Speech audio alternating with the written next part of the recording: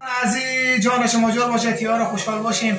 هموطنان عزیز به هر گوشه دنیا که هستن لباس عافیت به تن شما باشه. اگه چی به داخل کشور چی به بیرون از کشور به هر گوشه دنیا که هستن لباس عافیت به تن شما باشه. هموطنان عزیز امروز باز آمدیم یک پیش از دوستای هموطن خو آمدیم، پیش آقا یوسف آمدیم، آقا عمران آمدیم، آقا غلام آمدیم و کامرمین ما دیگه امیر جان برادر اینجا آمده که به حساب یک از فلوورای ما اینو ما تماس گرفتم، گفتم آقای افغان فقط تشریف بیاریم بده کل به غریبانی ما فقط بدونا گفتم کل به غریبانی ما کل به پادشاهی همه چیز برای ما هست، فقط همین که تن شما سالم باشه همه چیز هموطنان برای ما همون فقط کفایت میکنه.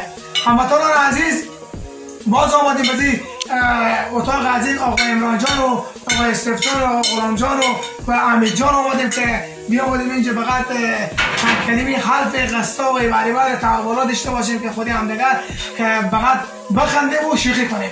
هموطنان عزیز ما زیاد فقط به زحمت دادیم و با ما تماس که تمام از تهران پا شدیم اومدیم به سمت رباط کریم اومدیم. یعنی باز آقا یوسف خیلی تشکری میکنه، هر جان ممنون به ما دعوت کردم، بعد خیلی زحمت کشیدم. یک جان تشکر از حمید آقا که کامرمین ما هسته و حمید افغان برادر خود هم حمایت کنیم. گفتنی میکنیم بریم به سمت آقای یوسف جان. خیلی از شما ممنون هستیم که امیر جان قند که به کلبه فقرانه ما آمدیم. ما از شما همین خواهش را داریم که همین قند ما را امیر جان ما را سابسکرایب کنید، لایک کنید که همیشه برنامهش موفق باشه، پیروز باشه، با دعا و چیزای شما موفق باشه. همیشه امیر جان قند را یاری کنید، حمایت، لایک، سابسکرایب، زنگوله یادتون نره، یادتونم زنگوله را هم بزنید که همیشه موفق باشه. دستان نفر زنده باشه. ما تشکری میکنیم از آقای یوسف جان از آقای عمران جان. آقای عمران جان تشکری از شما میکنیم، خیلی خوب، یک جان ممنون که شما ما را دعوت کردیم به کل پادشاهی خود. شما میتونید اگه چند کلمه حرفی میتونیم به دوستا بگیم، خود معرفی هم بکنیم، خود بیشتر معرفی کنیم که باشه تفضلی برام. من اومدم ترجمه رسوایی. بله.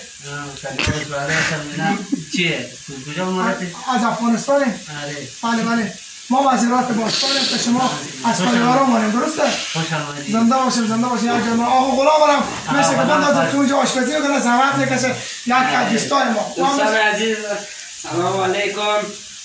آقا امید گل خوش آمدید، زنده باشیم. دوستان عزیز لایک اسکرایب یادتان نره. آقا امید همیشه موفق سلامت نگهدارین. فالو، لایک، زنگوله فراموشتان نشه. تشکر از شما دوستای عزیز، تشکری میکنم از شما که ما حمایت کردیم تا بزی دم ما رو حمایت کردیم. از شما دوستا هموطنان تشکری میکنم. الله یار شما باشه، خدا مددگار شما باشه، به هر گوشه دنیا که هستیم با ایمان و با عزت باشیم. الله یار شما، خدا حافظ و مددگار شما.